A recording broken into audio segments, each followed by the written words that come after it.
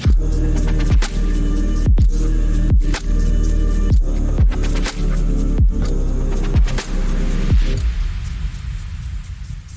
there, welcome to the set of My Story. My guest today is a girl that I've known since she was maybe 10, maybe 11, and I've just watched her grow up. And even though our paths didn't cross for a very long time, through social media and then through meeting her mom and her aunt one day, I reconnected with the lovely educator and a woman now, and no longer a 10-year-old, Ronel Baker. Welcome to the set of My Story. Thank you, Auntie Rhonda. I think that's appropriate because that's how I still see you, even though we are peers at the moment. But I will still affectionately call you Auntie Rhonda on those days. So I'm very happy to be here. Welcome. Ronel, of course, as you know, I know your mummy and I know your auntie from youth days, which seems like many, many years ago. But just recently in 2020, I reconnected with them, and then through social media, I asked them about you, and then through social media, you were then at that time in hospital because you had contracted COVID, and you did it almost a daily feedback, and I then made contact with you and said, after this crisis have passed and after 2020 is behind us, let's coffee and let's chat about where you are and what you're doing. And I've always known you to be a go-getter, the love for teaching. And when we chatted briefly the other day, you said to me after you did your honors, you then went on to teach at Livingston, which is so well known to all of us. But during your studying years, Ronel, you then fell pregnant. Yeah. Why don't you tell us about that? So my second year, I fell pregnant. What a disgrace. you know, if people think about, and when you go through a journey like that, you're the only daughter, you come from a rich background of spiritual pastors, which we all come from a rich history of the Baptist church and going back, because that's how we connected and you connected with my family. And I grew up in that, so, and when your life is church and you make this mistake, so yeah, it just knocks you. But I at a 20-year-old falling pregnant was probably just the biggest knock.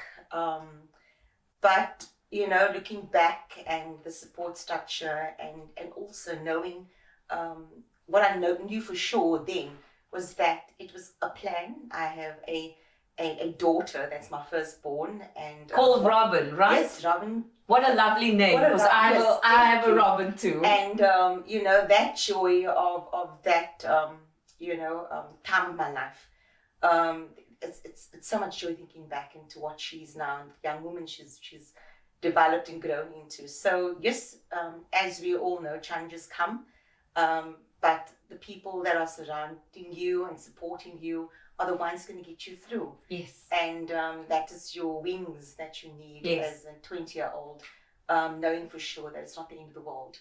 And with that, obviously coming back and being at home for a year and going back to studying.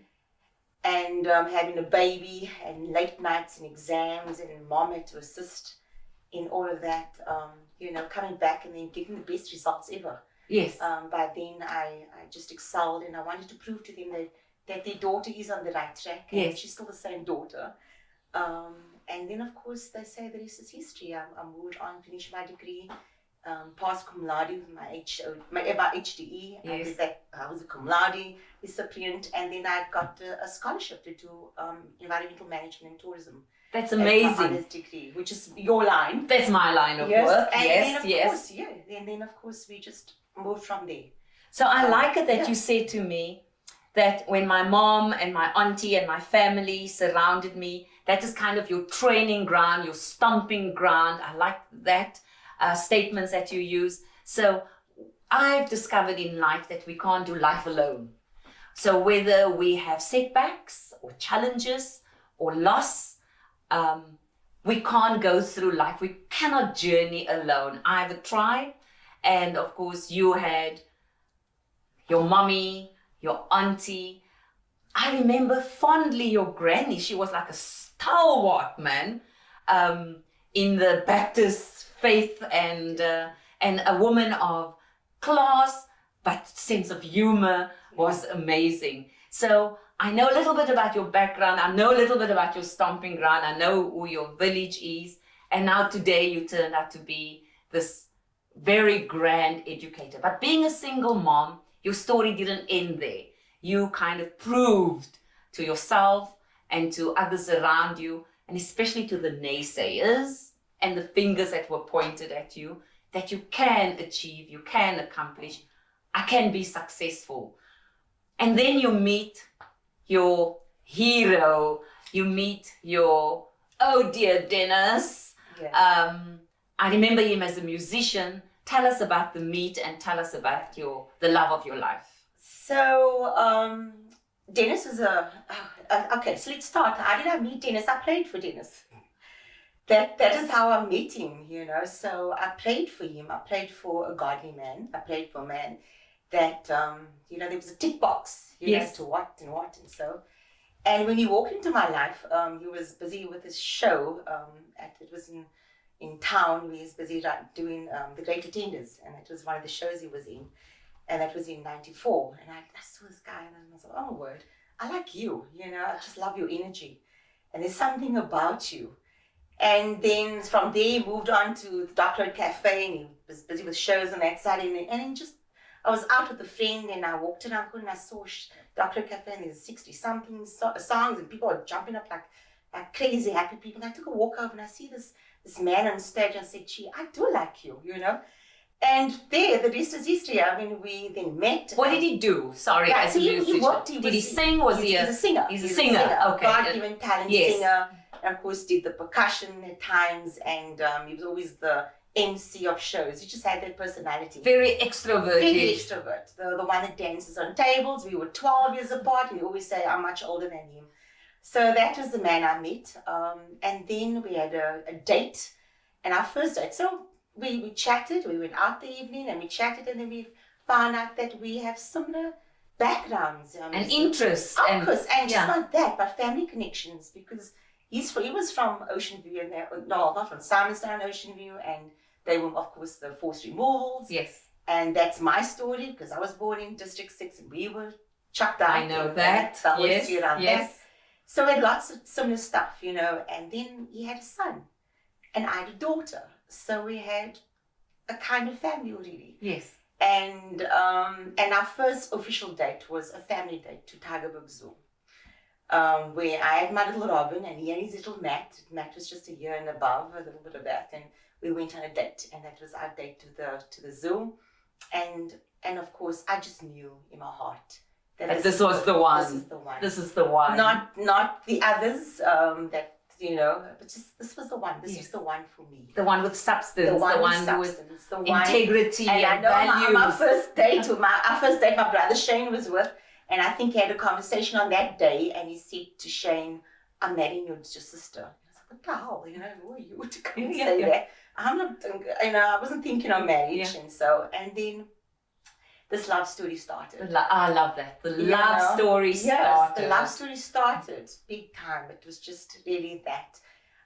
Besides the music, and because we are musical, I'm musical, and besides the fact that there was the connection with the Baptist church, and he knew my family, and a lot of connections like that, which all just says yes. This is a match made in heaven. Yes, and also God-fearing, and the fact that I had baggage and he had, and we knew how we're going to navigate around this, and it was just one of these things that it just happened. It just had to be. So, picking up the story from there, besides being a musician, Dennis had a day job. Yes. And you had similar interest in you being an educator. And what did he do? So he worked for social development. Bonnytown is an institution that was, they started for boys who were just in conflict with the law. And his training ground was obviously studying to become a pastor and a missionary. And then he was part of the YFC group, and then of course This is Youth for Christ, yes, right? for the Christ, yes, and he was part of all of that. And then here we, he picks up something like want to still be relevant. Yes. And the church, the pastor thing didn't happen for him because of finances and so. And then the Lord brought him into, in the 80s, he started working for Bonnytown, and then as the years progressed, he was the manager. And, yes. And he moved on, just staying there. So that was it. So his social development and kids at risk, and obviously and you're an educator. So by then I moved on from Livingston. I worked with the department, and then I had a job in Kailicha. That's where in 2000. So that's when I Yes. first connected with you, when you said to me that you are teaching in one of our local townships. And to the viewer and to the listeners out there, when somebody would say that we're teaching in our local townships, the next minute you almost get your back up and say, really? Isn't it dangerous? Are you safe? And as a tour guide, I do tours in the townships, and that's where the most wonderful people live, of culture, color, music, food. And so tell us a little bit about teaching there, because that was quite a long tenure that you were in Kailicha. So 14 years of 14 years. Kasi, as they say it affectionately. 14 years of being in the township. I didn't leave the township because I was unhappy. Yeah. I left it because I was blessed with something else Yes. to move on. Yeah, kind of promoted. Definitely. And another season. Yes. It was my training ground again. I would not have considered the township if I didn't have a politicized father who, as a little girl, used to sell Ronel Baker jeans and move into Mufuleni and all the townships, and my heart just, I thought to myself, no, this is what I want to do. Yeah. If I'm ever going to be relevant as a person, as That's an amazing. educator, it's going to be where the need Need is great. Yes, Yeah. and at that time the need was great, because you moved into an area that maybe people will frown upon, but I didn't go in with that kind of thing. I went in. You didn't go in with that mindset, with that attitude. For me, I didn't grow up in a way with these are they and them and me us and us. Yeah. I did not have that frame of mind. I don't have it today. I never ever had it, and so Dennis. So that was perfect, because when you have similar ideologies and similar likes and loves and passions, it's easy to be with that person because Yes. they understand. Yeah. Because you'd have another partner say, "Are you So serious?" he had your back. Exactly. Yeah, Are you your back. serious? Do you really want to do that? I don't think so. And of course, becomes your stumbling block. Whereas you need to move on because this is your blessing now. Yeah. So 14 years of that, have hundreds and hundreds of children running through my hands. Through teaching tourism and English and life orientation and geography. So I grew a lot. Was very busy. Yes. We took a school from 18% to 90-odd%. It was hard work, but it was And it paid. It was good. It was paid. It wasn't a So challenge. Ronel, you've seen, if you've been there 14 years, you've seen kids progress from children into adults, and when they come back, they give back. how does it make you feel? What does it do to your heart? I've got contacts of kids all over the world. So what I felt that I had to do was let a black child, now I consider myself to be black, but let a different cultural child, or at that time, let's say black child, feel as if I am as good as. So because that kind of mentality, that kind of realization that I'm as good as. Exactly. So I can be when they believe whatever that, I want and we created a school of excellence. They believe I that. love that school of excellence. So they believe that, and every competition, everything that came past my hands, we would participate, we would be part of, so they could be, not just a school, but a relevant school. So won lots of competitions, traveled with them, and so when I took my girls abroad just after Dennis's death, we went to see the Lion King in London, and one of my learners, Sandile Konsana, is a performer, and he was in yes, definitely. Amazing. So we walked Amazing. into West End, and And there's my boy. I get goosebumps. Yes, and because there's my I've boy, seen The Lion King, and I Yes. know it was a South African Promise you. And that was this, on stage. You know, he's back in Cape Town now doing a few gigs at the crypt. So, but there's my boy. I taught him English in 2001. I love it. And he has a story. And he's a story. He has and a I'm part story. of that story of And that's success. amazing. And So now that's it. you've touched on, to the viewers, you've now touched on to Dennis's death. So let's come there, because this was your forever love. Definitely. You were going to get old and grey together. Definitely. That's how I felt with my forever love, that we said in our wedding vows, let's get old and grey together. But before we even touch on Dennis's death, you and I chatted about blended families, how sometimes it works, sometimes it doesn't, how well mine worked. So tell us how yours worked, because it's very hard when I bring mine and you bring yours and we're supposed to create this happily ever after, because that's what we always think, but sometimes it doesn't go that way. But in your case, it did. Yes. Something that is one of my success stories in life is that Dennis had met Robin. We got married, and at that time Matt was just over a year.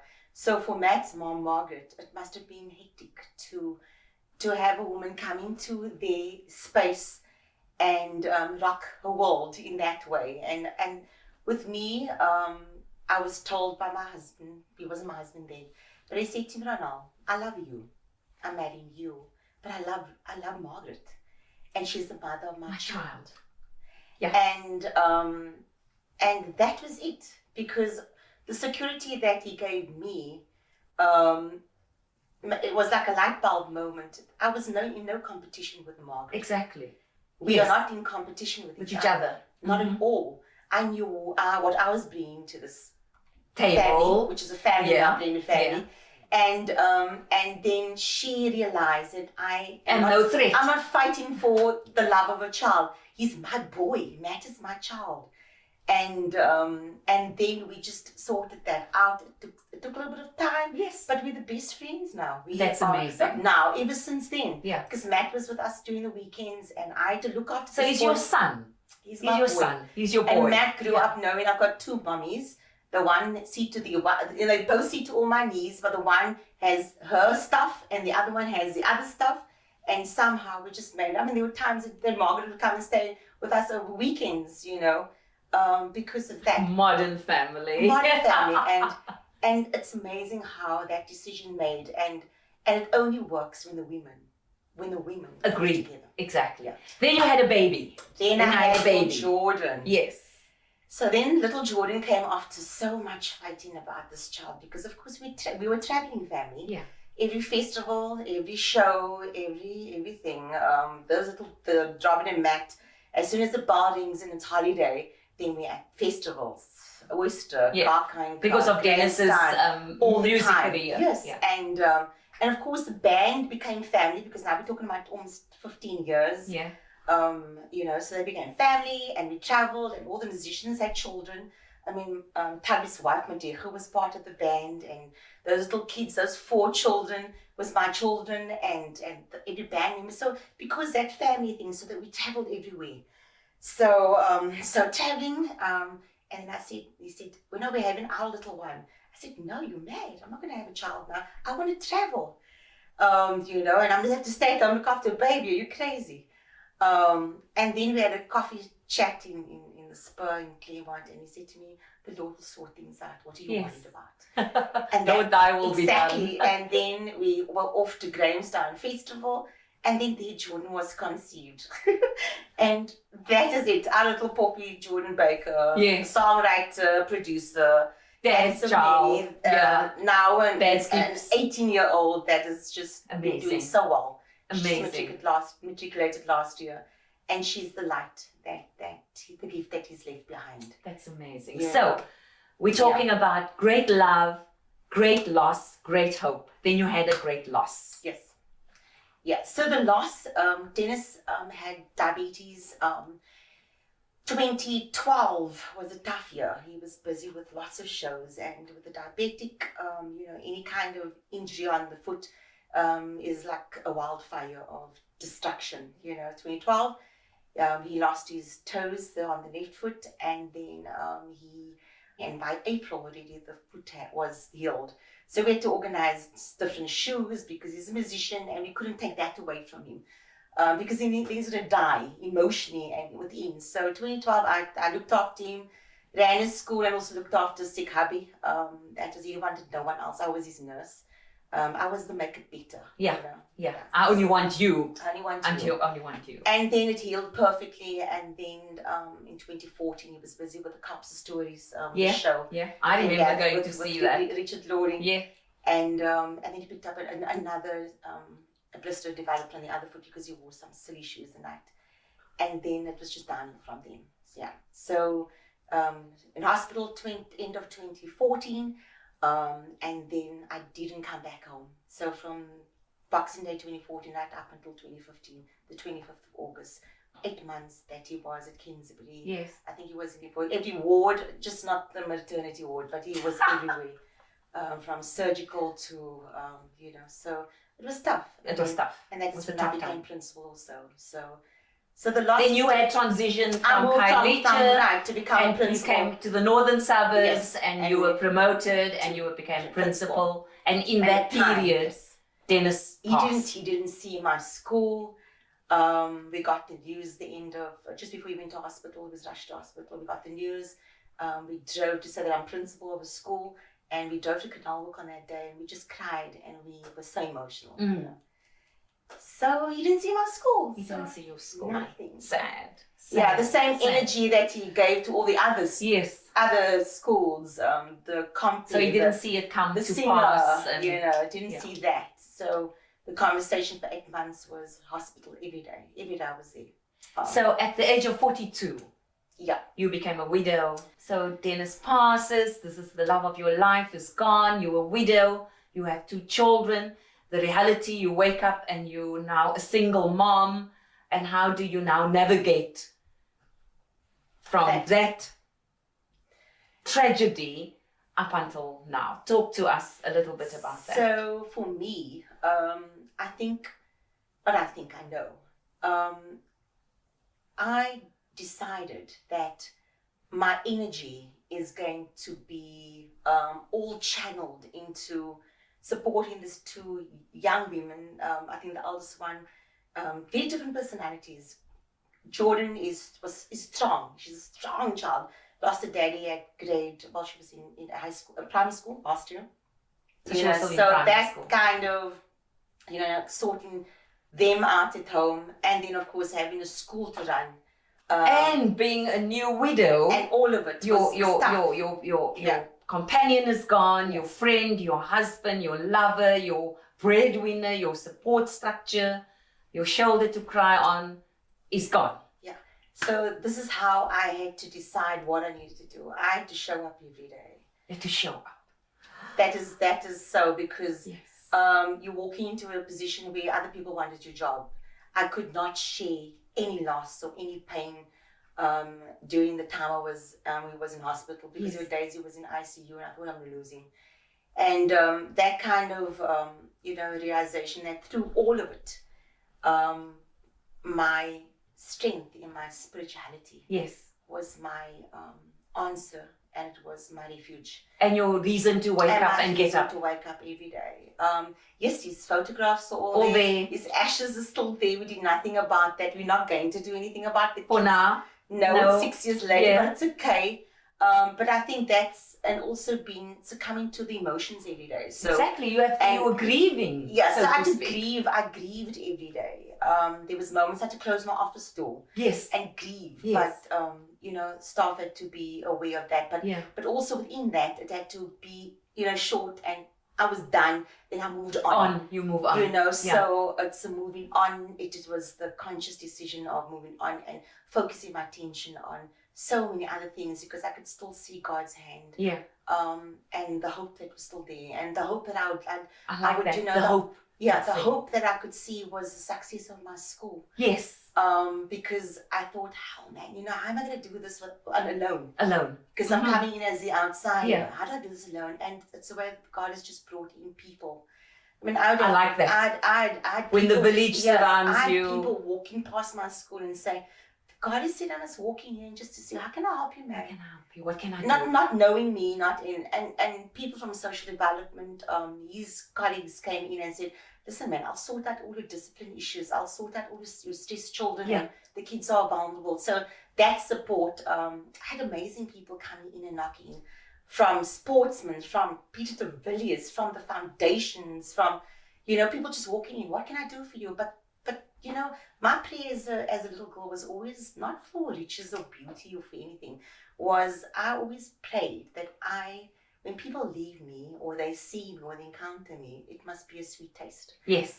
And Yes.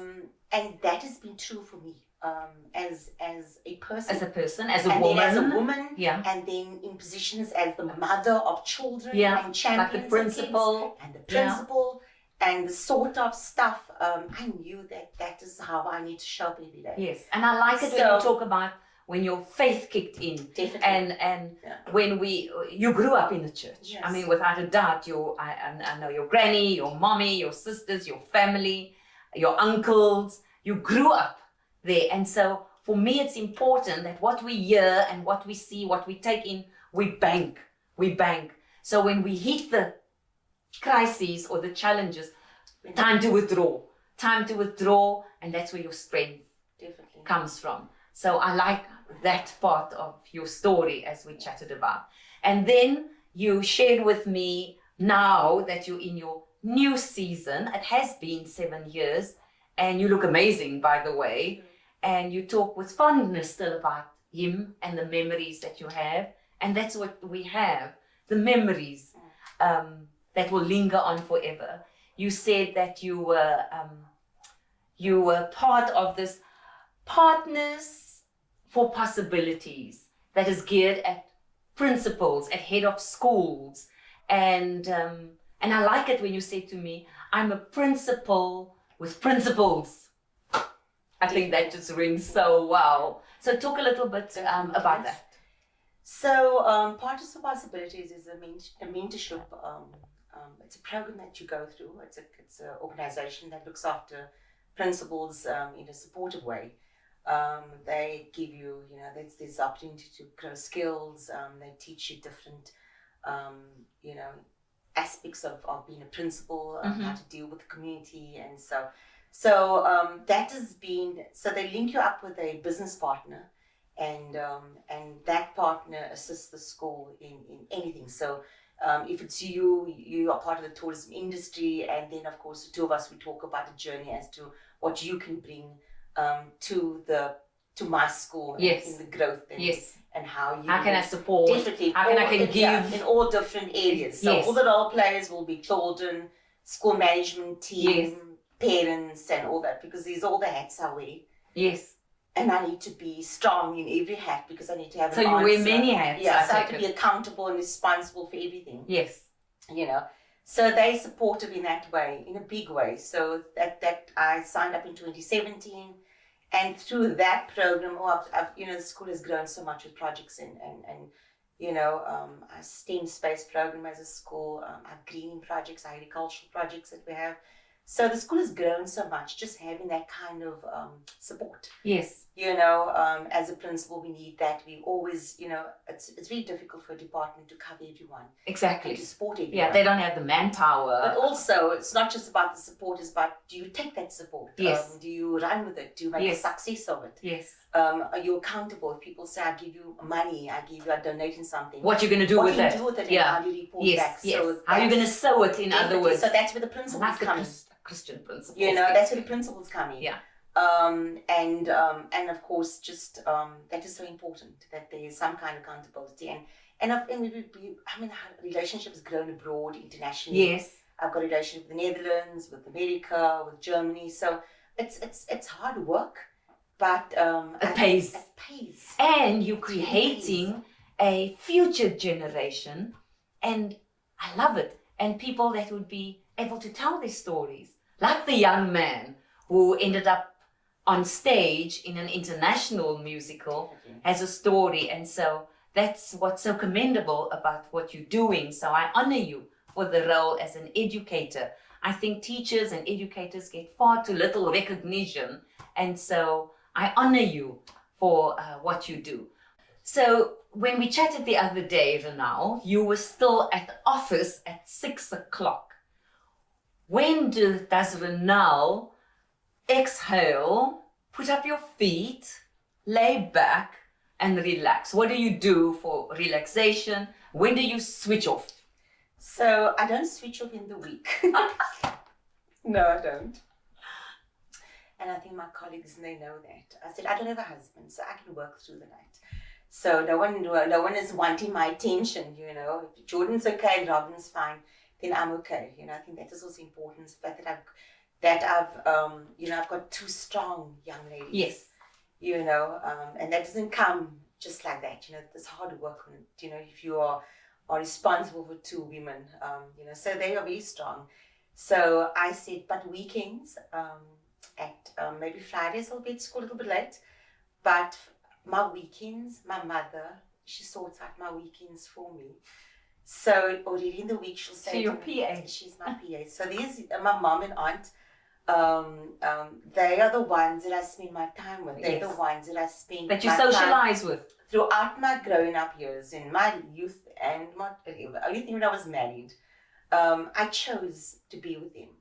So yes, I have friends. I don't do a lot of girlfriends, you know, but I do have important friends that I would go and tap in and chat like your with. inner circle Friends, and that's by choice. Mm-hmm. That's by choice because I feel that during the week I'm running a school. I need to be all sorted and ready. Focus. Yeah. No, what did you say? Sorry. Focus, yes. And you know, by 5 in the morning I'm up and I'm really sorting out the day, and you know, I'm calling people, and they're so sweet that no one says, you know, ma'am, it's inappropriate. But I said, as long as the message has gone through, you can get my message at 7 or after 6. You know, but I think it's important that I'm all there and focused. Yes. So weekends I am with mom. We do go out and do things, and with my kids. With my young one, I'm out with her, and that's always by choice that I do things. So we would go to eat out, do coffee shops, restaurants, but these are the women that feed my soul. Oh, I love that. These are the women that feed my soul. And they're the ones that are praying for me, and they're the ones that have my back. Yes. You know, so I like it. It's a reciprocal friendship. I am very, very, very protective over me in a big way. You need to be real and authentic to be in my space. I can't waste time with people that don't bring and women of substance, women with good values and models. Definitely. That's can't. important. That's why I don't do it. I choose who is in my space. Yeah. And that's good. So if the weekends are with mom and with aunt, so be it. Because I'm in a good space. And of course, I lack nothing. I lack nothing. I always remember your mom, and especially your auntie, laugh out loud. I promise you.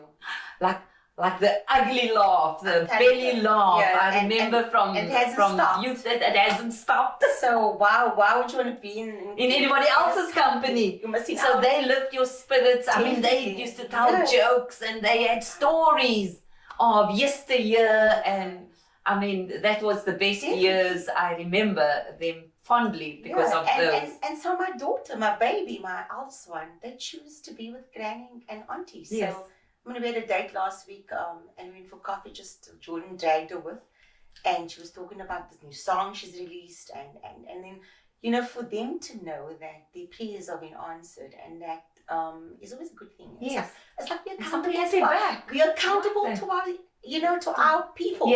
As children, we are. Yes. We don't journey through life just as and we've arrived. No, it comes from somewhere. So I would always say my passion is the elderly and children. Yes. And I would choose them over everyone. It's almost like the vulnerable. True. The vulnerable is your passion. That's where your energy goes. So I would spend time, and I'm so fulfilled at the end of the weekend. You know, and then of course times I would just chill at home, relax, read. Good. Exhale. And I'm at home. I'm just home. And have quiet time. And just me. I need quiet time. And that's when you recharge the batteries. Yeah. Quiet time, a lot of quiet time. And I'm good with quiet time. Good. You like your own company, which is amazing. I love my own company. I mean, I love music. I love the arts. And that will not stop because there are a lot of musicians that I've met through the years, and I'll support. And you have fun Because- memories. And definitely, of because that. we're talking about 20, 30 years of just being part of that fraternity Yes. of people that you are still connected to. So I still go and we do that, connect with them and so. That's great. But my space, my home is my refuge. My daughter in her room, Yes. collaborating and Yes, singing. yeah, that's your fortress. And it's amazing. Yeah. They're both like that. They don't seek for stuff. The eldest one used to go to nightclubs and so, but it's just one of those things that's it's not The homebodies. it's not needed. It's not and needed. they're still dynamic and still beautiful and Yes. still wanted And fulfilled. and still in demand. And they have a story to tell. When I listen to you as the Yes. mom, they see your life. Definitely. They see the stories. They look at their auntie, at their granny. They probably hear stories about their great granny. And so they have stories to tell, which is amazing. So we've touched on great love, your love for education, your love for the vulnerable, the needy, your great loss. So give us, as we end, what is hope? What does hope say to you as Ronel Baker? And to our viewers out there, leave us with a little bit of a gem of what is hope. Hope for me is, as I said, is knowing for sure that, things all come together for our good. That's my hope. Yeah. And that is why I keep going, because I like she said, and we alluded to, there's a lot of things that we as women have to face. Yes. We go through a lot, but when we show up as that, the example of hope or the example of not giving up. Yes, for me. I like that, of not giving up. Yeah, no, Resilient. that makes everyone hopeful Be about relentless. where they're at, So hope for me is when a child walks into my office and going through something and I can share and in my counseling sessions, that's hope. That's hope. When I get a phone call from the education department to say your school's done extremely well last year and you were invited to an awards, say to me, that's hope. So we see it in so many small things. We have to see it in so many small things. Yes. And not, and look for it. Yeah. Because if you're not going to look for hope in everything, and then our joy is going to be taken away. Exactly. We're going to be irrelevant. We're going to fade away. Yes. And life is going to eat you, and you're going to, and of course you're going to succumb to that. So for me, hope is my children. Hope is in my school. My clientele, people I meet every day, Yes. my family, The parents of the children. parents, all of them. Yeah. When they leave and they say, the school, I enrolled this child into school because you're here. Yes. I sent my child back, even though my child is a comorbidity. Yeah. I sent it because you're here. That is hopeful. So I think if it's continuous feedback of that, whatever you're doing. Yes, it's not all you, it comes from above. Yes. That gives me hope to continue and fight. Love that. That gives me hope. Thank you. I love your energy. I love that smile that I know as a little girl. I love the stories. I love your family. Keep on laughing. Keep on with the energy. Keep on serving the community the way you do. You have a village around you. You have your tribe. As you said, you have your mom, your aunt. You have the memories of your beloved Dennis that will linger forever. Nobody can ever take that away from you. And thank you for just being an inspiration to me as a young widow, to the children out there, to the people out there. Thank you for being Ronel Baker. Thanks, Auntie Rhonda. It was a pleasure being with you. Thank you for watching today's episode. If you enjoyed it, won't you like, subscribe and share? And see you next time on the Set of My Story.